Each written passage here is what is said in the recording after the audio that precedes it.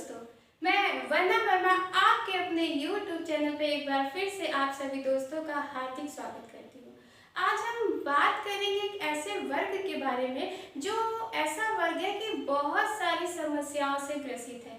इतनी सारी समस्याओं से ग्रसित है कि उसमें एक उलझन सी उथल-पुथल सी मच जाती है और उसे समझ में नहीं आता कि वो इन सारी समस्याओं से निकले कैसे, या फिर निकलना भी चाहे तो उसको लगता है कि ये सारी समस्या उसका पीछा ही नहीं छोड़ रही है, या फिर कभी कभी उसको ऐसा भी लगता है कि भैया ये तो कोई समस्या ही नहीं है, बाकी लोग इससे ग्रसित होंगे, मैं तो बिल्कुल भी ग्रसित नहीं हूँ। यानी कि एक ऐसा वर्ग जो कि पंख लगा के आसमान में बिना वास्तविकता के उड़ना चाहता है। उसको ये नहीं पता कि वास्तविकता है क्या, कैसे करना है, क्या नहीं करना है। बस उसको लगता है कि मेरे पास तो पंख है और मैं बिना किसी प्रॉब्लम्स के, किसी समस्या के आसमान में बड़ी ही रफ्तार से, बड़ी ही तेजी से उड़ता जाऊंगा। लेकिन वास्तविकता कुछ इससे अलग होती है और उसी वास्तविकता को हम जानेंगे एक ऐसी अवस्था के अंतर्गत जिसको मनोवैज्ञानिकों ने शैक्षिक दृष्टि से बड़ी ही चालाकी से उस अवस्था को एक नाम दिया, और वो नाम है हमारा क्या, किशोरावस्था। जी हाँ, ये किशोरावस्था एक ऐसी अवस्था है जो कि बहुत सारी विभिन्न समस्याओं से ग्रसित है, और ग्रसित होने के बावजूद भी उस बालक को, उस वर्ग के बालक को लगता है कि कोई समस्या तो है ही नहीं, उसके पास तो पंख है।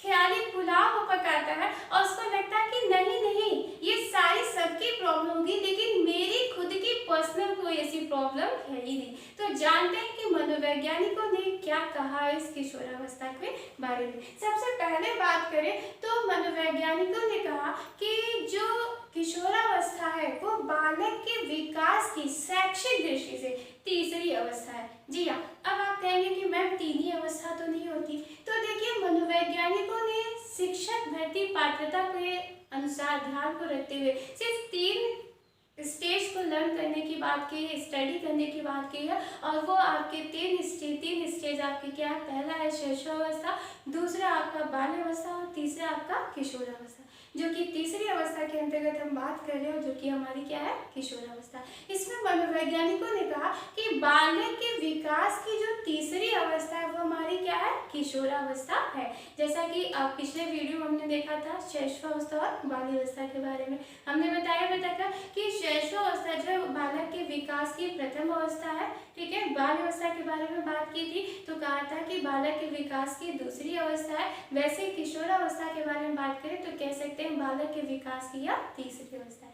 समयावधि के बारे में बात करें तो बहुत सारे प्रॉब्लम्स हैं, मनोवैज्ञानिकों में बहुत सारे मतभेद थे। कुछ ने कहा कि नहीं नहीं, जो बालक के विकास की जो समयावधि की बात हो रही है किशोरावस्था में, वो 12 वर्ष से 18 वर्ष की नहीं है, बल्कि वो 12 से 19 वर्ष की है। कुछ ने कहा नहीं, 12 से लेकर 21 वर्ष तक की है। लेकिन फिर भी एक कंक्लूजन निकालने की कोशिश की मनोवैज्ञानिकों ने, ताकि स्टडी करने में आपको और हमें कोई प्रॉब्लम ना हो। और वो कंक्लूजन निकालते उन्होंने क्या कहा कि 12 से लेकर 18 वर्ष की जो समयावधि होती है वो हमारी क्या होती है, किशोरावस्था होती है। बार बार ये क्वेश्चन पूछता है कि किशोरावस्था की समयावधि क्या है। तो किशोरावस्था की समयावधि क्या है, 12 से लेकर 18 वर्ष। इसी के साथ साथ अगर तीसरे रूप में इसको डिफाइन करना हो तो कहा जा सकता है कि बाल्यावस्था और प्रौढ़ावस्था के मध्य की जो अवस्था है, एक बार फिर से सुनिएगा कि बाल्यावस्था और प्रौढ़ावस्था के जो मध्य की अवस्था है वो आपकी क्या कहलाती है, किशोरावस्था कहलाती है, ठीक है। इसी में किशोरावस्था में एक नाम देंगे एक ऐसे जबरदस्त मनोवैज्ञानिक की, एक महान मनोवैज्ञानिका जिनका नाम है स्टेनले हॉल। जी हाँ, सुना होगा आपने, पढ़ा भी होगा। जब भी किशोरावस्था के बारे में बात होती है तो एक नाम जरूर निकल के आता है, वो नाम है स्टेनले हॉल। जानते हैं स्टेनले हॉल जो थे वो अमेरिकन मनोवैज्ञानिक थे, ठीक है। ये भी क्वेश्चन कई बार पूछा है कि स्टेनले हॉल कहाँ के निवासी थे, तो कहाँ के निवासी थे, अमेरिका में, ठीक है। इनकी एक पुस्तक थी एडोलसेंस। किसकी पुस्तक थी, स्टेनले हॉल की। स्टेनले हॉल की एक पुस्तक थी जिसका नाम था क्या, एडोलसेंस, और ये प्रकाशित कब हुई थी, 1904 में, ठीक है। इसमें इन्होंने क्या कहा था कि किशोरावस्था के बारे में एक विस्तृत अध्ययन के कॉन्सेप्ट में इन्होंने सारी बातें डिस्क्राइब की। किसमें, एडोलसेंस में। और ये एडोलसेंस शब्द जो है वो लैटिन भाषा के एडल्सिया शब्द से बना हुआ है। बहुत ही इंपॉर्टेंट है, फिर से सुनिएगा। स्टेनले हॉल एक महान मनोवैज्ञानिक है जो कि अमेरिका के निवासी है और उनकी एक पुस्तक थी एडोलसेंस, जिसको उन्होंने प्रकाशित किया था कब? 1904 में। और ये जो एडोलसेंस शब्द है वो लैटिन भाषा के एडल्सिया शब्द से बना है और जिसका अर्थ होता है परिपक्वता की ओर बढ़ना। अब सवाल ये है कि परिपक्वता का क्या मतलब है? जी हाँ, परिपक्वता के बारे में अगर बात करें तो कहा जा सकता है कि इंग्लिश वर्ड में मैच्योरिटी या फिर बहुत ही इजीली कॉन्सेप्ट में बात किया जाए तो कहा जा सकता है कि जो बालक अपने अकॉर्डिंग है कि अपने तरीके का एक बालक उत्पन्न करने में सक्षम हो जाता है, उस बालक को हम क्या कहते हैं? परिपक्व बालक कहते हैं। फिर से सुनिएगा क्योंकि एक बार ये क्वेश्चन पूछा हुआ है कि प्रजनन क्षमता का विकास किस अवस्था में होता है या प्रजनन क्षमता किस अवस्था में पाया जाता है? तो किस अवस्था में पाया जाता है? किशोरा अवस्था में। एक बार फिर से सुन लीजिए। स्टेनले हॉल जो कि अमेरिकन मनोवैज्ञानिक थे, इनकी एक पुस्तक थी एडोलसेंस जिसको उन्होंने प्रकाशित किया था 1904 में। और ये जो एडोलसेंस शब्द है वो लैटिन भाषा के एडोल्सिया से लिया गया और जिसका अर्थ है परिपक्वता की ओर बढ़ना। ठीक है, अब ये तो था सारे कॉन्सेप्ट डिफिनेशन थे जो कि किसके थे? किशोरा अवस्था के थे। अब बात करते हैं कि किशोरा अवस्था के विकास के संबंध में दो सिद्धांत बार बार निकल के आते हैं और कहीं ना कहीं उस सिद्धांत का बड़ा ही महत्व इस किशोरावस्था को जानने के लिए। चलिए जान लेते हैं कि वो दो सिद्धांत हैं क्या। पहले सिद्धांत की बात करें तो त्वरित विकास का सिद्धांत और दूसरे सिद्धांत की बात करें तो क्रमिक विकास का सिद्धांत। जी हाँ, दो सिद्धांत आए हैं किशोरावस्था के विकास के सिद्धांत के अंतर्गत। पहला सिद्धांत है त्वरित विकास का सिद्धांत और दूसरा आपका क्रमिक विकास का सिद्धांत। चलिए जानते हैं त्वरित विकास के सिद्धांत के बारे में। देख लीजिए,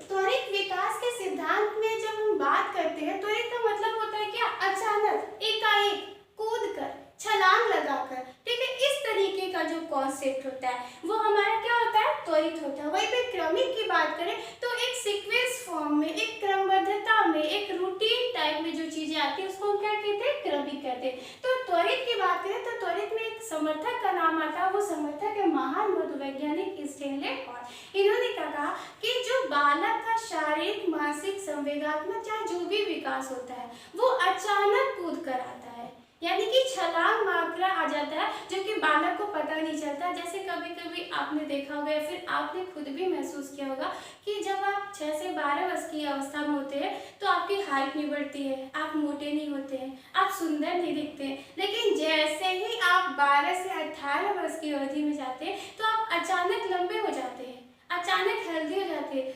अचानक सुंदर हो जाते हैं। तो आपको लगता है कि अरे मैं तो अभी 1 साल पहले, 2 साल पहले बहुत ही छोटे हाइट का था, बहुत ही पतला दुबला था, बहुत कुरूपता था। लेकिन मैं जब 2 साल बाद आया, जब मैं किशोर हुआ, यानी कि जब मैं यंग हुआ, तो मुझ में बहुत सारे परिवर्तन देखने को मिले और मैं सुंदर सुदृढ़ बॉडी वाला हो गया। तो इस तरीके का जो कॉन्सेप्ट है वो क्या है? त्वरित विकास के अंतर्गत आता है। वहीं पे बात करें क्रमिक विकास के अंतर्गत तो इसके जो समर्थक थे वो हॉलिंगबर्ग थे। इन्होंने क्या कहा कि जो विकास है बालक का, ठीक है, चाहे वो शारीरिक हो, चाहे वो मानसिक हो, चाहे वो संवेगात्मक हो या फिर सर्वांगीण विकास कॉन्सेप्ट को ले लीजिए, वो अचानक नहीं आता, कूद कर नहीं आता, छलांग मारकर नहीं आता, बल्कि वो एक के बाद एक आता है, यानी कि सीक्वेंस फॉर्म में आता है, क्रमबद्धता के रूप में आता है। जैसे उन्होंने कहा कि जैसे बसंत ऋतु आता है और बसंत ऋतु के आगमन से पहले उसके लक्षण दिखाए, जैसे कभी बारिश हो रही हो तो पहले क्या होता है? हल्की हल्की ठंडी ठंडी हवा बहती है, फिर थोड़ा थोड़ा अंधेरा छा जाता है, फिर कहीं जाके 2-4 बूंद बारिश हो गई तो हो गई, अदरवाइज फिर गरज बरस के गायब। तो इस तरीके का कॉन्सेप्ट लेके आए थे कौन? हॉलिंगबर्ग ने। त्वरित विकास का जो कॉन्सेप्ट है समर्थक कौन थे? स्टेनले हॉल थे। और क्रमिक विकास के समर्थक कौन थे? हॉलिंगबर्ग और किंग थे। ठीक है, ये दो सिद्धांत है किसके? किशोरावस्था के विकास के सिद्धांत के अंतर्गत। ये भी बहुत इंपॉर्टेंट है अपने आप में, क्योंकि इसमें से भी क्वेश्चन कभी कभी पूछ लेता है। ठीक है, अब देखिए बात करते हैं किशोरावस्था के बारे में ही। तो इसके 2 स्तर बताए गए, जैसे कि शैशवावस्था, बाल्यावस्था में बताया गया, वैसे ही किशोरावस्था में बताया गया। और वो 2 स्तर है, पूर्व किशोरावस्था और उत्तर किशोरावस्था। तो चलिए जानते हैं। पूर्व किशोरावस्था की जो समयावधि बताएगी वो 12 से लेकर 16 वर्ष बताएगी और उत्तर की जो बताएगी 16 से लेकर 18 वर्ष बताएगी। ध्यान से सुनिएगा क्योंकि बार बार क्वेश्चन पूछता है कि पूर्व किशोरावस्था की समयावधि कितनी है, तो 12 से लेकर 16 वर्ष की। उत्तर किशोरावस्था की समयावधि कितनी है, 16 से लेकर 18 वर्ष की। तो ये दो स्टेज बताए गए किसके, किशोरावस्था की। पहला है पूर्व किशोरावस्था और दूसरा है आपका उत्तर किशोरावस्था। अब देखिए, अगर इसके उपनाम के बारे में बात करें तो उससे पहले कुछ युवा वर्ग की समस्याओं के बारे में बात कर लेते हैं। देखिए, आज का जो युवा वर्ग है वो बहुत सारी समस्याओं से ग्रसित है। इतनी ज्यादा समस्या है उसके बाद कि वो अपने आप को समस्या से निकालने में अक्षम हो जाता है, असमर्थ महसूस करता है कभी कभी। लेकिन फिर कभी कभी इतनी तीव्रता से वो संवेग उसके अंदर उत्पन्न हो जाते हैं, इतनी ज्यादा उत्तेजना उत्पन्न हो जाती है कि वो अपनी समस्याओं से खुद को निपटा लेता है। तो ये सारी चीजें हम देखेंगे इसके उपनाम के अंतर्गत। देखिए, पहला दिया हुआ है दबाव, तनाव, तूफान एवं संघर्ष की अवस्था।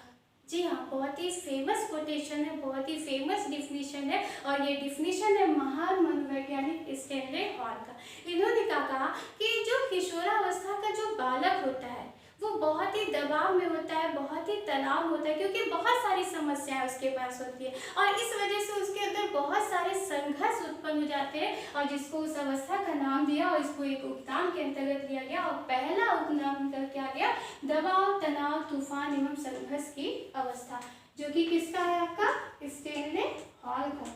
ये बहुत बार पूछा हुआ है तो इसलिए याद रखिएगा, ये डिफिनीशन के तौर पे भी पूछता है कि दबाव, तनाव, तूफान एवं संघर्ष की अवस्था किसकी है, किसने कहा है, तो स्टैनले हॉल ने कहा। ठीक है, आगे देखिए, जैसा कि हमने कहा कि बहुत सारी समस्याएं होती है उसके पास, इतनी सारी समस्या होती है कि वो उन समस्याओं से अपने आप को ग्रसित पाता है, दुखी पाता है, अप्रसन्न रहता है, जिसकी वजह से कहा गया कि यह जो किशोरावस्था है वो समस्याओं की आयु है। इसी के साथ साथ बात करें तो आपको अप्रसन्नता का काल भी मिलेगा, यानी कि कहीं अगर दिया हो कि अप्रसन्नता का काल किस अवस्था को कहते हैं, तो किस अवस्था को कहते हैं, किशोरावस्था को कहते हैं। ठीक है, आगे बात करते हैं गिरोह की अवस्था। जी हाँ, बड़ी जबरदस्त अवस्था है ये, क्योंकि इस अवस्था में जो कि बालक 16 से लेकर 18 वर्ष की अवस्था में होता है, उसको अपने ग्रुप से बड़ा प्यार होता है।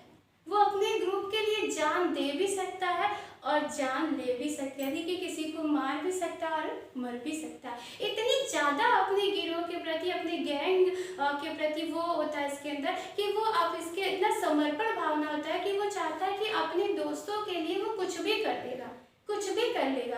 तो इस वजह से कहा गया कि इस अवस्था को हम क्या कहते हैं, गिरोह की अवस्था भी कहते हैं। और इसी के साथ साथ अगर आप देखें तो इस अवस्था में जो प्यार होता है, प्यार करने की जो इच्छा होती है, यानी कि एक गर्लफ्रेंड बनाने की जो इच्छा होती है, बॉयफ्रेंड बनाने की जो इच्छा होती है, या फिर किसी से नफरत करने की, चाहे वो गर्लफ्रेंड ही क्यों ना हो, नाराज होने की, ये सारी चीज़ें बहुत ही तीव्र गति से पाई जाती है। बड़ी जल्दी उसको कोई लड़की पसंद आती है और बड़ी जल्दी वो लड़की उसको अच्छी नहीं लगती। यही कॉन्सेप्ट लड़कियों का है कि बहुत जल्दी लड़के पसंद आते हैं और बहुत जल्दी लड़के पसंद नहीं आते। तो इस तरीके का जो कॉन्सेप्ट होता है वो संवेगात्मक रूप में होता है, यानी कि संवेग उसके अंदर होता है और वो संवेग क्या होता है, इधर उधर होता है, उथल पुथल मचा रहता है, जिसको उन्होंने एक अवस्था से जोड़ा और कह सकते हैं कि संवेगात्मक उथल पुथल, झंझट और तनाव की अवस्था।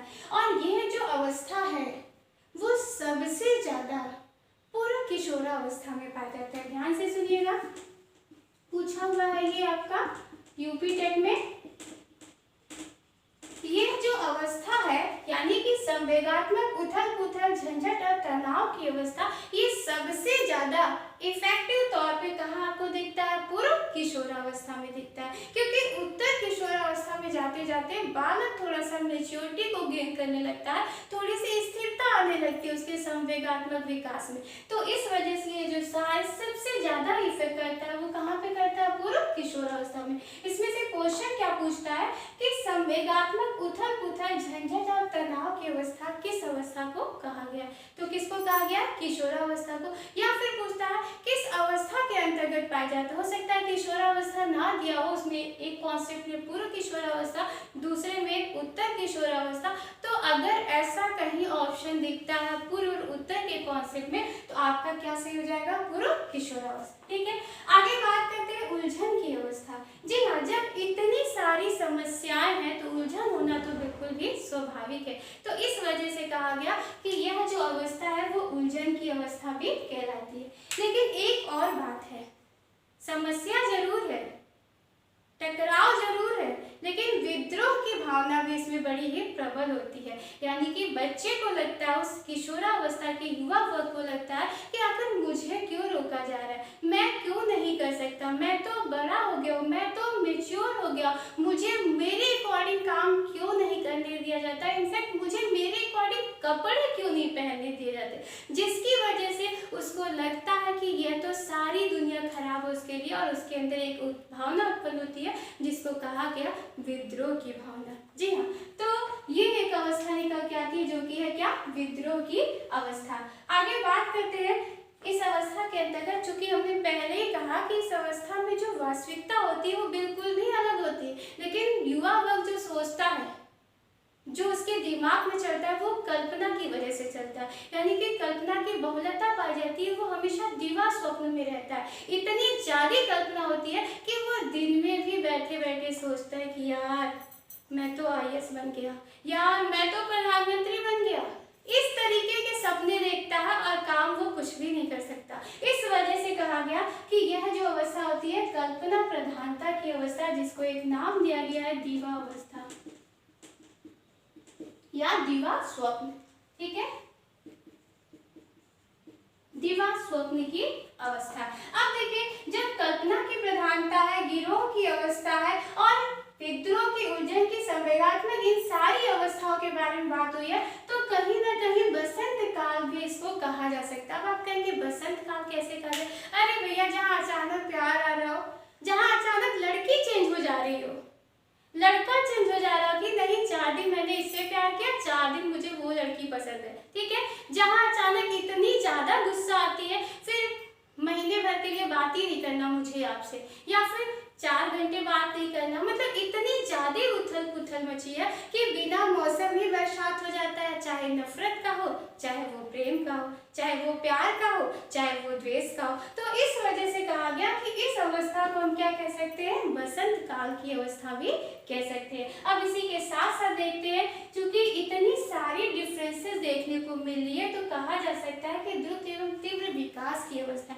यहाँ पे जो विकास होता है वो बहुत ही तेजी से होता है, और ये सबसे ज्यादा इफेक्ट कहाँ पे डालता है? आपका पूर्व किशोरावस्था में। ये भी क्वेश्चन पूछा हुआ है, तो ध्यान से देखिए। अगर क्वेश्चन ये पूछता है कि तीव्र गति से विकास की अवस्था किसमें पाई जाती है, किस अवस्था में, तो किशोरावस्था में। अगर पूर्व किशोरावस्था की बात करता है, उत्तर किशोरावस्था की बात करता है, तो पूर्व किशोरावस्था की। और जब इतनी सारी चीजें किसी एक अवस्था में पाई जाती हो, किसी एक काल में पाई जाती हो, तो ये कहना बिल्कुल भी अतिशयोक्ति नहीं होगी कि यह जीवन का सबसे कठिन काल है। जी हाँ, यह जो किशोरावस्था है वो जीवन का सबसे कठिन काल है, वाकई में कठिन काल है, क्योंकि यहीं से बालक के भविष्य का निर्माण होता है। बालक बन भी जाता है और बालक बिगड़ भी जाता है। तो इस वजह से एक महान मनोवैज्ञानिक जिनका नाम है, ये वो महान मनोवैज्ञानिक है किलपैट्रिक महोदय। इन्होंने क्या कहा कि जीवन का सबसे कठिन काल है क्या? किशोरावस्था। जी हाँ, तो इसी के साथ साथ शैक्षिक दृष्टि से मनोवैज्ञानिकों ने जो पॉइंट्स ऑफ व्यू दिए हैं किशोरावस्था के बारे में, वो बड़े ही जबरदस्त और शानदार दिए हैं। तो आप चाहे तो इसका स्क्रीनशॉट ले सकते हैं, और इसी के साथ साथ आप अपने सुझाव को हमारे लिए कमेंट्स के माध्यम से बता सकते हैं। और एक और बेहतर न्यूज़ है आप लोगों के लिए कि आप अगर करंट अफेयर से रिलेटेड कुछ देखना चाहते हैं, कुछ PDF के रूप में कलेक्ट करना चाहते हैं, तो आप हमारे चैनल पे सर्च कर सकते हैं या फिर हमारे चैनल को सब्सक्राइब कर सकते हैं। धन्यवाद।